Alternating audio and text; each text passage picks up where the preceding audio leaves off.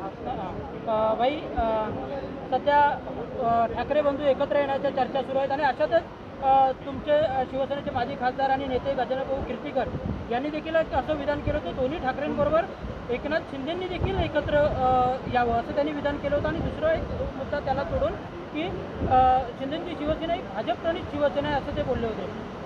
तर एक गोष्ट सांगतो मी आपल्याला, गजानन कीर्तीकर साहेब जे बोलले ते त्यांचं वैयक्तिक मत आहे, ते पक्षाचं मत नाही.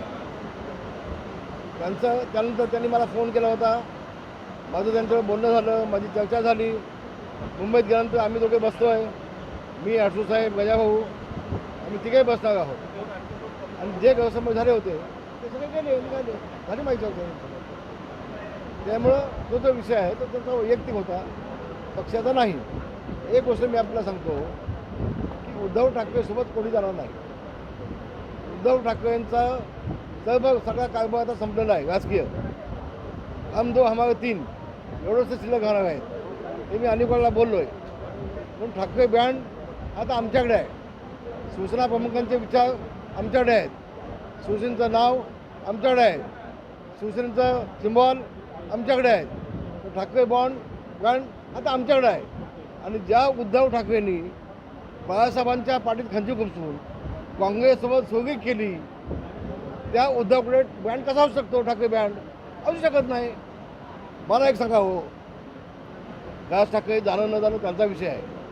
पण ज्यावेळेला आदित्य ववलीमध्ये उभा होता विधानसभेला, तेव्हा राज ठाकरेंनी त्याला मदत केली आणि निवडून आणला. पण राज ठाकरेंचा मुलगा ज्यावेळेला उभा झाला त्यावेळेला उद्धव ठाकरेंनी त्याला पाडला.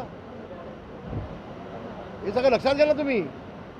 अहो जे राज ठाकरेचे 6 नगरसेवक होते, त्या 6चे 6 नगरसेवक राज ठाकरेंचे उद्धव ठाकरेंनी फोडले आणि स्वतःला घेतले. राज ठाकरेंना आवडेल का हे? त्या सगळ्या गोष्टी आपण समोर ठेवा. आणि फक्त साप म्हणून आपण भुई थोपटतोय काय? याचं आत्मपरीक्षण आपण सगळ्यांनी केलं पाहिजे असं मला वाटतंय. उद्धव ठाकरे हा संधी साधू माणूस आहे.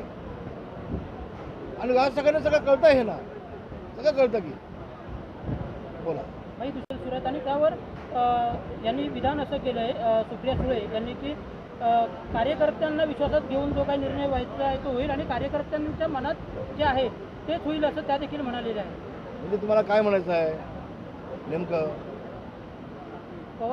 दोन्ही पवार एकत्र येण्याच्या संदर्भात. आता एकत्र नाहीत असं मला म्हणायचं आहे का? तुम्हाला नेमकं काय म्हणायचं आहे?